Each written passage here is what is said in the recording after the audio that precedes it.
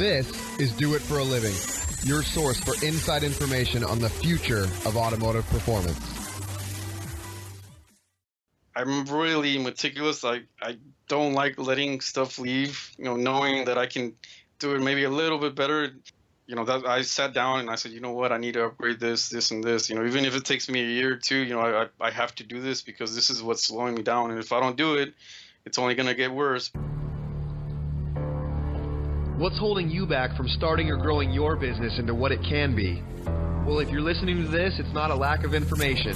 What you're about to hear is all you need to get motivated and start making waves. Do It for a Living podcast details the journey of today's true players in their own words. Find out how they broke out so you can too. The time is now. The time is always now.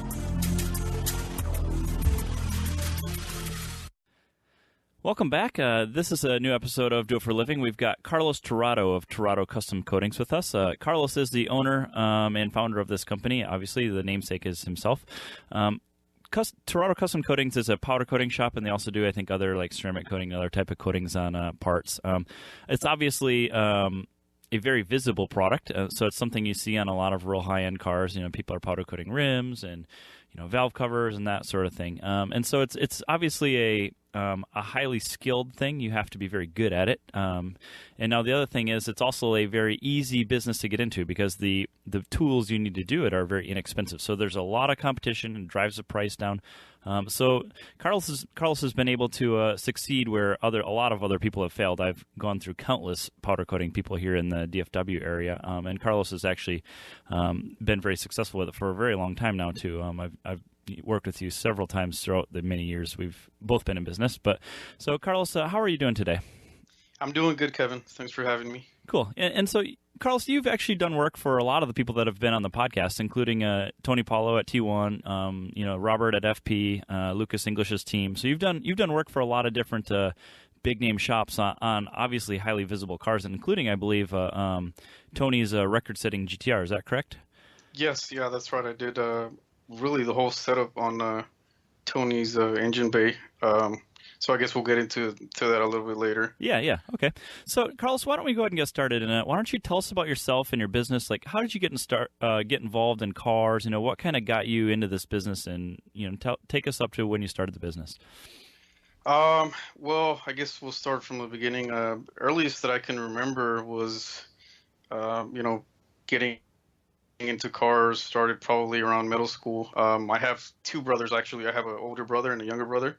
We're separated by 5 years. So my older brother, when I was in middle school, he started getting cars. So he actually had a 92 Maxima, which you probably think, oh, it's just a Maxima, no big deal. But he bought it off a guy that I'm pretty sure it was supercharged. I say pretty sure because at the time you could hear the whine, and I didn't have a clue what that was. So I'm pretty sure it was supercharged. It was pretty quick. Man, I just, I loved riding in that car. For me, it was really fast. So, when my brother got that car, I think that's what really started everything. And then from there, I just remember on the school bus always reading, like Super Street, just the same magazines over and over, just, going over all the details, all the brands, Grady was big back then, HKS, Tannerby exhaust, I clearly remember that. And from there, my brother actually ended up getting a DSM, which I've listened to your other podcasts, and it seems like a lot of the people that have been doing this for a while kind of started in the DSM world. So it's kind of funny that it thing. Exactly, yeah. My brother picked up a 2G 1995 DSM. It was red, front-wheel drive. It wasn't all-wheel drive. And I remember going with him to go test drive it. And oh man, I fell in love. Right away. It was something that I wanted to have. Whenever I had a license and I could buy one, I had to have it. Is your brother an older brother or a younger brother? No, this is my older brother. Okay. Yeah. So at the time he was 5 years older than me. Okay. I was in middle school, so he was in high school. So yeah, whenever he picked that up, he didn't really get too much into it as much as I did. He liked going fast, but he really didn't know too much, and he wasn't really interested. So he ended up selling the car. And it's funny because later down the road, when I got into high school, I ended up buying that same car. It was still here in town. I'm from a very small town. It's called Seguin, in between San Antonio and Houston. So it's a really small town. So I ended up buying that same car. The guy actually let me. He said, "Here, just take the keys. Take it for the night, and if you want to buy it, that's cool. And if you don't, that's fine." So he got me because, whenever I drove it, I fell in love, obviously, and I had to have it, so I bought it. And so you bought your brother's car, and that you were obviously like 18 at this time frame? Is that... Yeah, I was 17, 18 at the time. And did you start modifying that thing right away, or what kind of got you into the modifying thing? What happened with that car is that guy had already been through a few motors, and obviously at this time, I don't know anything about cars really. I know the basic stuff, how to change oil, etc. But so that car had been through a bunch of motors, and that's the reason he was selling it. And I mean, regardless of what the car had, I had to have it, so it didn't even matter at that point. So I got the car, and then obviously, things started going bad. The turbo was one of the first things that blew on it, and I actually bought an eBay turbo kit. It goes to show you how much I actually didn't know, but I bolted it on, and I fired up thinking, it's gonna run perfect, right? All you got to do is bolt on the turbo, and it's gonna run. I think it was upgraded like a 16G turbo or something. So of course I go to drive it, and it's running like crap. It's running horrible because I didn't do any injectors, no tuning, nothing, just the turbo. So I'm like, what's going on? I can't figure this out. So I actually just started taking it apart, just little by little. What ended up happening is I parted that car out, but in the process, I learned a lot about, parts on the DSM. I started powder coating, like the valve cover on it and just a bunch of little stuff. So, but we'll get more into the powder coating here in a little bit. What year was that? At that time, man, I want to say it was like 2004 or so. Roughly when you were maybe right around the time you graduated from high school then? Yeah, a little bit before that, but yeah, it was around that time. It wasn't long before I graduated. So you just said you were powder coating parts on that car. Now, did you have a powder coating gun at that time? Like, what got you involved in that? No, so I got a little bit ahead of myself. So what ended up happening is, I graduated in 2006, and then I ended up going to college in San Antonio, which is about 30 minutes from Seguin. So at the time, I thought I knew what I wanted to do. I was doing a pre-engineering course in high school. Okay. So I was what really interested me was like digital electronics, like anything to do with electronics. So that's I signed up for that, and I said, this is it. This is what I want to do. And once I started going to school, to classes, I just didn't really get into it. And I'm the type of guy that if it doesn't interest me, I really just have no interest in doing it. I don't, that's just the way I am. So whenever I was going to college, I was like, man, I thought this is what I wanted to do, but it's not, Mm-hmm. I know the feeling. So after that, I changed my major to automotive refinishing. So I changed my major, and then, I did all the basics, which for me was a little bit hard because, I had already gotten out of high school for a couple of years. So once you start doing all your basics again, it's a little tough because, you don't remember everything. So, but I got through all that, and then I started taking the actual courses for the automotive refinishing. And then once I started doing that, I really said, what, this is what I like. I like cars, working on cars. So, I would go to school, very, very happy, eager to learn. And actually, I learned a lot, in those few years taking the automotive refinishing classes. I never finished. I do want to mention that, but I learned how to weld, obviously paint cars. And that's what kind of got me into it. Is that a 4-year program or a 2-year program or what? No, it was a 2-year associates. Okay. Yeah. But it ends up being a little bit longer. That's 2 years if you're going full time. So right. It's a little bit longer. Okay. So once I started doing that, I was actually on a forum called DSM Purity, and that's where I actually met a bunch of people just from around the states, that were obviously into DSMs, and that's when I started getting interested into the powder coating. Just honestly, it kind of just happened one day. I can't really recall what day it was, but I just caught my attention, and I bought just a really cheap powder coating gun. I think it was like a Craftsman gun. It doesn't even use compressed air. It's just I think it's electric. But yeah, I mean, once I started doing DSM valve covers, that's what started it, and from there. Very cool. So did you go out to start a business doing this, or is this something that you just kind of started powder coating people's stuff here and there, and it kind of evolved into a business? No, yeah, it definitely involved. I didn't set out to start a business. Again, being on the DSM Purity forums was what kind of started the process. But one other thing I do want to mention, whenever I was going to college, and what I think really, really kicked everything off was whenever, and these guys, I met the guys from JMS Racing in San Antonio. At the time, they were obviously just doing it out of a garage. They didn't own a shop, but I actually met George, one of the owners. He was recommended by a DSM friend here locally. He showed up in his Evo. At the time, it was only making, I want to say, around 500 horsepower, which, at that time it was a lot, but now it's probably like, oh man, that's nothing. But yeah, that car went through a few iterations, didn't it? yeah, it went through a lot. But I've never seen, again, from a small town, so I've never even seen an Evo before. So I remember whenever I met George, I was like, wow, man, this is crazy. Like, this is badass. So yeah, when I met him, he just wanted me to do a valve cover or something. He was like, hey, you think you can do it? And I was like, man, do you think I can do it? I'm like, just let me do it. Honestly, I don't even want to charge you. Just please let me do it. So that started it, and then I met Joaquin, who's the other owner now. He had a silver Evo, and yeah, I think meeting them was what really sparked everything. If I wouldn't have met them, I don't think I would have gone this far, because the fact that they got really big, and me being kind of beside them, is what really pushed me. Did you have a job while you were doing this the powder coating stuff, kind of, or was the powder coating like taking up all your time? No, I wasn't really doing it as a business. I mean, it was just kind of more of a hobby. Yeah, I did have a job. I worked at a barbecue place here locally. Okay, so you're doing that full time, and did you transition out of it, or did you just finally decide to quit and do the powder coating stuff full time? Kind of give us an idea of how you transition from those. Yeah.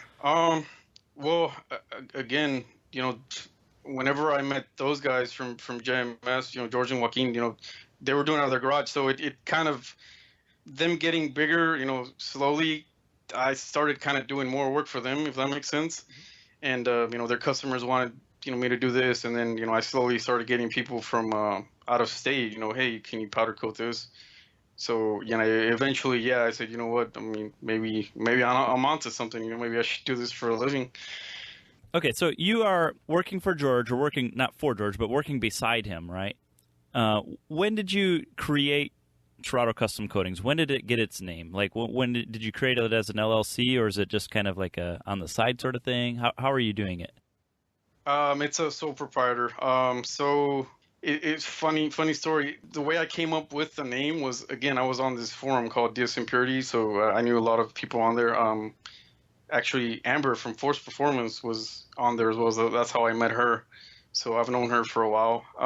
Just one day, I kind of put a post up, said, "Hey, I'm starting my business. What do you guys think I should call it?" And that's how it started. Just no lie. I mean, it's funny now that I think about it, but and your logo is just TCC, which is obviously the acronym for it, which is easy to do, right?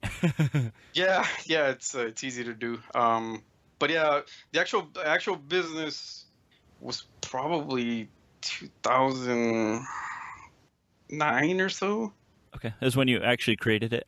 Exactly. Yes. Okay, and so how's location played a role in your success? I mean, you're down in. Did you move to San Antonio? Because JMS is actually in San Antonio, correct? Yeah. So what happened was, I had the shop in Seguin. Again, that's where I'm from. So I had the shop there. Started off really small, and then I had a shop built. Still a small shop, but I had something built. And then those guys were moving locations, and an opportunity came up where they had a building next to them, and George and Joaquin asked me, hey, do you want to move the shop down here? You come down here a lot anyways. I was over there probably once a day at least, which I was driving a lot, so made perfect sense to move next to them, huh? Yeah. I mean, it made sense. I was over there a lot, so yeah. It just we sat down, we talked, we went over everything, and said, you know what, I'm gonna give it a shot. I think it would really benefit me. The location was really good because it's really close to like the airport. Everything's really central. So FedEx, UPS, everything. Did you move yourself to San Antonio as well, or do you commute back and forth? No, I commute right now back and forth. Okay. Is it a long drive or not really? No, not really. It's about 30 minutes. That's not bad. Okay. Yeah, and it's just a highway. It's not bad at all. Okay. Have you ever doubted yourself and like, what if this doesn't work, and how do you overcome that feeling and move forward? Well, I guess that example that I just mentioned, just moving the shop was a big hurdle. A lot of people don't think about, what goes into having an actual business once you move to a location like a big city. You have your insurance, which a lot of places actually don't even have insurance. You don't even think about that stuff. Where before I didn't even have an insurance. You have insurance for your shop, you have insurance for your customers' parts, and that's all stuff that I had to get because the landlord said, you know what, this is what you need to have. Mm-hmm. Even though I'm at location where they're at, we have separate buildings, and we're completely separate businesses. So I have my own lease, and I mean, it was something that I had a lot of doubts about. I said, what if this doesn't work? What if you start getting all these questions, and man, at the end of the day, if you don't give it a shot, you're always gonna have that doubt. Man, what if I would have done this? What if I would have done this? So yeah, and if you don't do it, then you're always gonna be like, shit, what would have happened if I did do it, right? Exactly. And I mean, at the same time, I think George and Joaquin, I'm really, really good friends with them. So I think they've always pushed me to better myself. So they definitely have helped me out a lot. So they always said, hey, you know what, if it doesn't work out, we'll have your back. So I think that was reassuring. Okay. Explain the worst experience you've had in business. Worst experience. I think whenever there was a time when I signed up on Evo M to be a vendor, and I wasn't really prepared for the amount of work that I was going to be sent in. And I think that was the best and worst experience because that also helped, get my name out in the community. But worse in the sense that, it kind of started giving me a bad name. I know a lot of people probably won't say about their bads, but, we're being honest. So that's definitely what happened. But if you can't go back in time. If I were to do it, I probably would have done the same thing because, just something you have to go through. You have to go through that, and it makes you a better person, better business. Yeah, and I was also a vendor on Evo M, and so I actually kind of remember this time frame. And when you signed up for it, like it sounds like you got so much business from it that it became a problem. It's kind of like what happened, huh? Well, the thing is, at that time, Kevin, I don't think there really wasn't that many. Powder coating's always been around. You have your industrial places, but then you have your more specialized, which call them custom powder coaters. Mm-hmm. There really wasn't that many, and I mean, not that I can remember, but it's been more recently that people just started doing it more and more. But at that time, there really wasn't. So whenever I got on Evo M, I literally was the only one. So yeah, everybody was just sending me their work, and I couldn't get control of it, and it came to a point where I just had to say, you know what, I can't be a vendor on it anymore. I have to just sit down and focus on what I have and go from there. So yeah, it definitely did become a problem. Okay. What's something you're doing right now that has you fired up? So right now, Jorge JMS and Joaquin are really trying to hit the domestic market hard.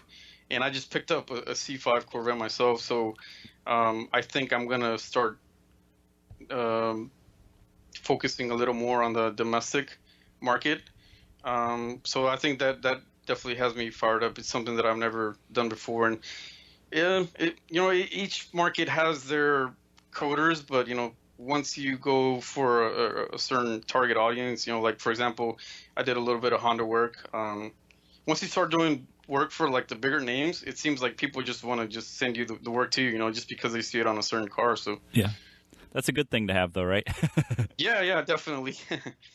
Okay. And so it really is just you complement a need that JMS has, and it makes perfect sense for you to kind of follow them. It's like a symbiotic relationship, essentially. Yeah, well, I mean, I've known them. I mean, we literally started together, so a lot of people don't know that. They just think that we're friends, or we just kind of get along. But I mean, it's really more than that. I mean, I literally started with them, and I wouldn't be here if it wasn't for them. And we have a really good relationship. Okay. So before we continue on, I wanted to take a second and talk about My Shop Assist. If you own or work for a performance shop of any type, take some time to think about how organized and efficient your operation is. Our goal at Do It for a Living is to tell success stories in the industry and to educate you, the listener, on how to be successful in your business. My Shop Assist is a cloud-based shop management system developed to address the common shortcomings shops have. It enables you to track hours, pictures, notes, and even parts on every job at your shop. Manage your techs with the built-in calendar and assign tasks to them. The jobs can be exported to QuickBooks for accounting and billing. Customers can log in online and follow your progress on their car and digitally sign your work orders. MSA was designed to be simple to use and will help anyone from a one-man shop to the top-performing shops in our industry. Check out the system for free at myshopassist.com. We want to talk about your business here. So, how big is the space you're in right now, and do you rent it or do you own it? So it's a small shop. It's about 1,000 square feet, I believe, and I rent it. You don't need a big place, though, right? No, and you know what? I had the opportunity because the location where we're at, there's other buildings, they're bigger buildings, but I said, I need a. Again, doubting myself, I said, you know what? Am I ready? Am I gonna have enough work? Am I gonna be able to handle it? So I said, you know what? Let me just go safe, go a smaller shop, and we'll go from there. Okay. And have you ever written a formal business plan? I have not, but I've definitely. Once I moved over there, I really sat down and looked at, my business as a whole. One of the biggest problems that I have is taking a little bit long doing people's parts, and only because, I'm really meticulous. I don't like letting stuff leave, knowing that I can do it maybe a little bit better.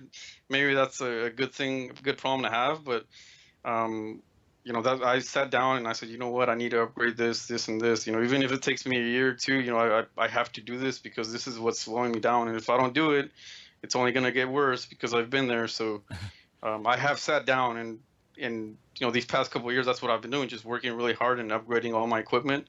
And I honestly feel like I'm just kind of getting started now, which is funny. But now that I have all the upgraded equipment and everything, everything's going really good. Parts are coming out perfect. So, yeah.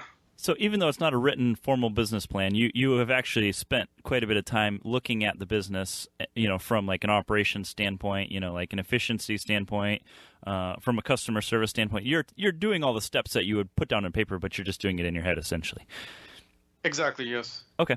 And we've had a pretty good discussion on this. I think it was at Texas 2K this year, kind of like the background of like, powder coating is an interesting, like I mentioned in the intro, powder coating is an interesting business because it is so cheap to buy a gun and start powder coating stuff. You can like literally do it in like your home oven, right? So the barriers of entry for this business are very minimal. So you do or can have a lot of competition, right? So how do you separate yourself from the other people who are like buying the cheap gun, and how do you distinguish your work? How do you make it better than other people's stuff? I think from the very beginning, I've really emphasized quality, and everybody that has a hobby gun, it's gonna take you longer, and a lot of times parts won't really turn out good the first time around. You're gonna have to redo them once, twice, 3 times. So that becomes a huge problem once you start getting more quantity of work. So once you get 5 valve covers in a row and you have to make sure they each turn out good, that's when definitely slows you down, and it goes back to that's the problem that I had. So you saw the gun as basically a bottleneck in your business, where if it wasn't producing a perfect part every single time, you'd have to redo it, which just puts everything behind schedule. Exactly, yeah. Well, not only the gun, I think everything, my whole setup, And if you get a hobby set up, that if you're doing one valve cover a month or something, that's fine, that's perfect. You can redo it 50 times and it won't be a problem. And if it's not something you do for a living, then it doesn't really matter. But when you have a deadline, you get a valve cover and you have 2 days to ship it out, 3 days to ship it, and it has to turn out perfect, and you've got 5 more behind that, and then that's where the upgraded equipment comes into play. And even when I had the hobby equipment, I always really emphasized quality. I just there were times when I would stay till 12, 1 in the morning just redoing a valve cover and redoing it, and I wasn't happy. And from the very beginning, that's just how I've always been. So you've put your time in, essentially what you're saying, right? Oh, without a doubt, Okay. without a doubt. And you're a one-man operation. Do you find it difficult to manage all these projects that you got going on? Because the one thing about powder coating is none of them are 20-hour jobs, but you get a whole bunch of them, right? So you have a really high volume of projects. So one thing that I did whenever I moved to the San Antonio location is I stopped taking walk-ins. I still take some once in a while, but I have enough work that gets shipped in, and then along with being next to JMS, that I had enough work coming in. And another thing I wanted to add, I've actually tried to hire a couple of people. It just hasn't worked out. So, for people wondering, they always tell me, well, just hire somebody and, you can double, triple your work. Well, I've tried it and it really hasn't worked out. And I don't know, it seems like nobody wants to put the time in, I guess. Yeah, employees is definitely the hardest thing to do as a business, for sure. I think and I've read some of the groups on Facebook, and it seems like that's a recurring problem. Okay, so your primary sources of revenue is obviously the service you're offering, the powder coating. You don't do any part sales or manufacturing? No, I don't. Okay, and one thing I always wondered is, say for a set of brakes, do you carry cores on the shelf so that way you can turn it around faster at all? You know what, I did that for a while, but again, I hate to keep mentioning this, but just whenever JMS started getting bigger, it kind of evolved from just Evos. So before I was focusing a lot on Evo stuff, and my plan was to have Evo cores in stock, Evo valve covers, and it kind of grew from that, to where now I'm doing a lot of GTR stuff for T1. So I don't anymore, actually. So. Because there's just too many types of cars and parts that you're doing. Yeah, there's too many types, too many colors. You would need a huge operation just to focus on calipers, for example, or just focus on valve covers. There's just too many cars. Okay. Are you doing any advertising or marketing still? You said you used to be on EvoM, and that sounded like the DSM forum. I'm not doing any more advertising. So right now I'm focusing on just a couple of shops that I try to. They send me continuous work, FP, Force Performance, T1. I want to mention all these. Greg from Go Auto Works, I do work for him. Bellic, Fat House, Fabrications, English Racing. There's one person I want to thank. His name is Antoine Ahabs. I met him in 2012. He, I don't know, a lot of people might not know him. He drove a Honda. A really fast Honda. I think he went 9.0 that pass. So he did a 9.0 pass and he wrecked. He had that was his fastest pass and he wrecked. It was a really bad wreck. So that's when I met him. Never talked to him ever before. So I went up to him just to tell him, man, I felt pretty bad. So I met him and I told him, hey, if you plan on rebuilding, let me know. Whatever I can do to help, man. I feel horrible.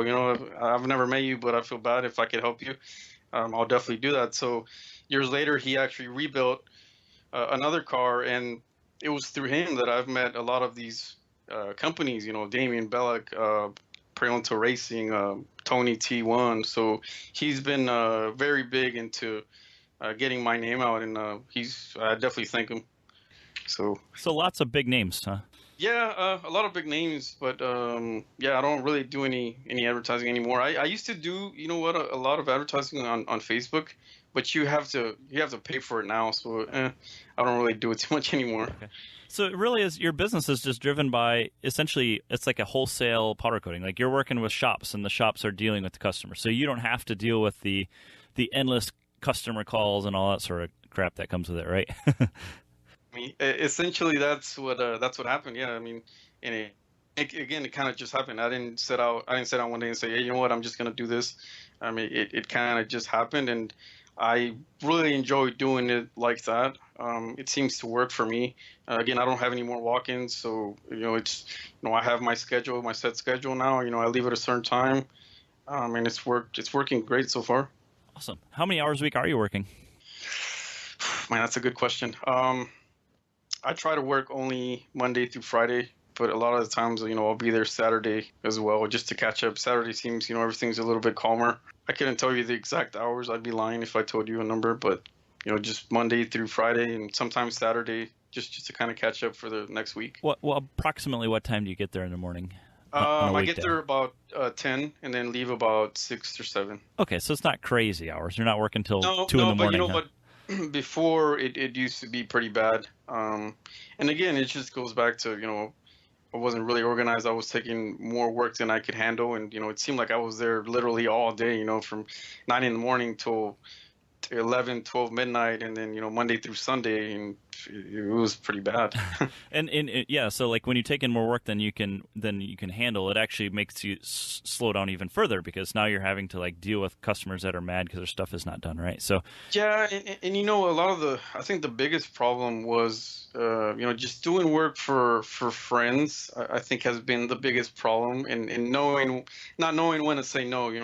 You know what, I'm sorry, I can't do it right now. Mm-hmm. I would always be the one that's, don't worry about it, bring it, and that's what would kind of put me behind. Okay, and do you have a family at all? No, I don't. Okay, so your schedule is just really dictated by what and whenever you want to work then. Exactly. Okay. And you already said this, but you are spending time managing the business as well as working in the business. So you're doing it all, but you are actually spending time, making sure the business is efficient. Are you using like QuickBooks to manage everything? Yes. I use QuickBooks, and then I also my website. I actually sat down and worked on that thing for probably 3-4 months. Okay. And finally got that going too. So. And almost everything you're doing is shipping. So what are you using to like manage all the shipping back and forth? Do you have any web pages or tools for that? Shipping, I use FedEx.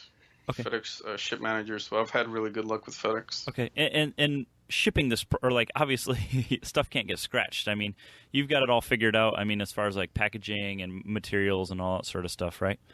Well, now I do, but that wasn't always the case. I mean, man, I've had some horrible stories where you spend all this time doing a valve cover and only to have the customer get it and it was broken in half. So I've been through a lot of stuff like that, calipers getting scratched. So that was definitely a learning curve for me. Yeah, it is. I think even for everybody still, because it changes all the time. That's right? something that people don't think about. I mean, you'd be surprised how I get some stuff sometimes. I mean, literally, turbo, they'll throw it in the TV box and it's just in there rolling around. I mean, it's crazy. But when I started, actually, it's funny you mentioned that whenever I started doing work for T1. And I got a box from them. I was just surprised how it surprised me because I do it every day. So whenever I see somebody package, extremely well like they did, I was literally blown away. I was like, wow, this is pretty crazy. It's taking the time to send something to you. yeah, just something to you that I'm gonna code. It doesn't matter if it's scratched or not, but they literally package it up like it's going overseas or something. It's pretty cool. Okay, and the time that you're spending doing this, does that justify the pay? Yes. Okay. Yes, it does. So you're obviously doing enough to pay the bills. You're not like struggling to eat ramen just to stay afloat, right? No, I mean, not anymore. I think there was a point before where, I was like, man, do I really want to do this for a living anymore? And, but no, luckily I stuck through it, and yeah, I'm doing good now. And your steps to organize everything better has obviously made that happen, right? Like make it possible for you to keep doing it. I think more than anything, just upgrading all my equipment has definitely helped. And I mean, some people might say, well, why didn't you do that before? Well, I mean, I don't have any loans, and I started literally without nothing. So it's been a slow process, but now everything's going good. And it's probably like toolboxes, right? So you can buy a Craftsman one for like $200, or you can buy the Snap-on one for $2,000, right? I'm sure it's the same thing for your powder coating. Yeah, exactly. Yeah, and I mean, even like an air compressor. I first started off with like a couple $100 air compressor. Where now, I have a screw type air compressor that'll keep up with my demands. Which I mean, it's before you were like, man, I would never spend that much money on that, and now it's like, well, how did I never have this and keep operating? Okay, so here's a question I don't ever ask anybody, but how does it make you feel to see your product on like world record setting cars and all these like show cars? How does that make you feel as like a craftsman? Like getting that stuff out there. It makes you, man. It makes you feel good. I mean, this past 2K, whenever we were talking, I had actually never met like Tony. I never met him in person, and I went up to him and I saw all the work, and I met him. He's a super nice guy, by the way, and yeah, it just makes you feel proud. Just all the hard work that you've put in, and now you're doing work, like for T1. And, oh man, it definitely makes it worth it. So I wanted to take a second and talk about our class with EFI University. EFI University is hosting a new class called Essentials of Operating a Shop. If you're interested in learning how to run your shop more efficiently, this class is for you. For details and to find a class near you, go to EFI101.com and look for the Essentials of Operating a Shop class. Our next class is being held in Denver, Colorado on July 16th, followed by Charlotte, North Carolina on July 23rd. Be sure to use the coupon code DIFAL for $50 off when you sign up. So let's move into some more questions about yourself here. What's something that you struggle with in business, and how do you deal with it? Just finding somebody to actually help. I've had a tough time, and again, I've tried it, but a lot of people, they just want a 96, 9 to 4. They just at the end of the day, they just want to go home, and that's it. They don't really want to put in any extra effort. So that's something that I struggle with. Hopefully, sooner than later, I'll find somebody, and a lot of these parts are worth a lot of money too. So I kind of don't trust anybody just with a $3,000 turbo. Oh, here, just go ahead and do this. Understandable. So I think kind of letting go and letting somebody else take over is something I need to work on. Do you think a struggle with finding employees is you managing them, or finding somebody who is competent enough to do the work? I think finding somebody that's competent enough, because now that I upgraded all of the equipment, the prep and everything that leads towards the actual coating part is easy now. It's very simple. It doesn't take long at all. Where before it would take hours, now it's literally just minutes. But the actual coding part is it's a learning curve. You got to have somebody that's willing to learn and put in the hours. And I really haven't had any luck so far. Okay. Do you have a 1-year plan for yourself or the business? I do. I definitely want maybe 2 employees. My lease is up next year during the summer, I believe. So I have the opportunity to move to a much larger shop, about I think it's like a 7,000 square foot building. So the opportunity is there. I've taken all the steps, upgraded all my equipment. So I think that's going to be the next big leap. Okay, so when you move into a bigger building like that, is it the ovens are bigger or more guns, or like what kind of takes up the space? Give us an idea of obviously you have a whole bunch of parts, so you probably have racks for all that stuff. Give me an idea of what it looks like. So more than likely what I'm going to have to do is just multiply everything, where now I have 2 powder coating ovens. I have 2 ovens that are 3 by 3 by 4 feet. So I'll probably end up having to have 4 or 5 ovens, 2-3 powder coating guns, a dedicated ceramic coating station. So it would get filled up really fast. You have your booth. It's a small, just imagine like a paint booth, but smaller. You'd have 2-3 booths. So yeah, that space would go really, really fast.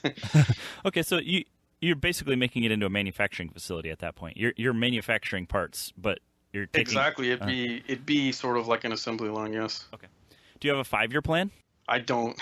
At this point, I don't. Okay, so you're just kind of taking it year by year, and you have a vision that you want to kind of play out and then kind of go from there, essentially.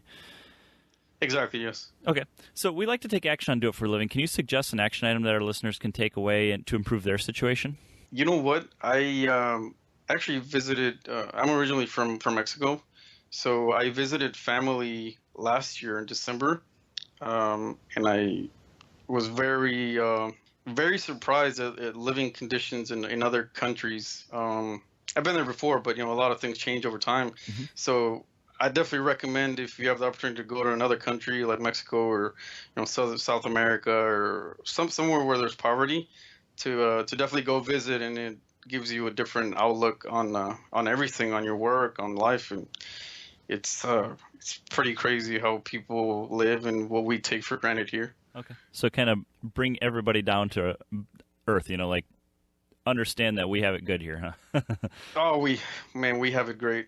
You have been following other podcasts and as well as our Facebook group. Have you taken anything from them for your own benefit? I have. I remember, I want to say it was Tony. It might have not been on the podcast, but maybe on like the group on Facebook, where, again, the biggest problem that I've had is just saying no, just if I can't take on work, just being able to say no. And it sounds easy, but actually a lot of shops, I think, have this problem where, just, I'm sorry, I can't take on the work. And that's sad, because if you take on the work and then, you don't come through with the deadline, then you have an angry customer and it just turns into a mess. So I've been doing that a lot more, and it's been working great so far. I don't know how I haven't done it before, Awesome. Okay, so let's move on to the quick answer questions here. What's a game-changing product you've seen in the last year? I think the powder coating gun that I purchased, it's a Gamma powder coating gun is what it's called.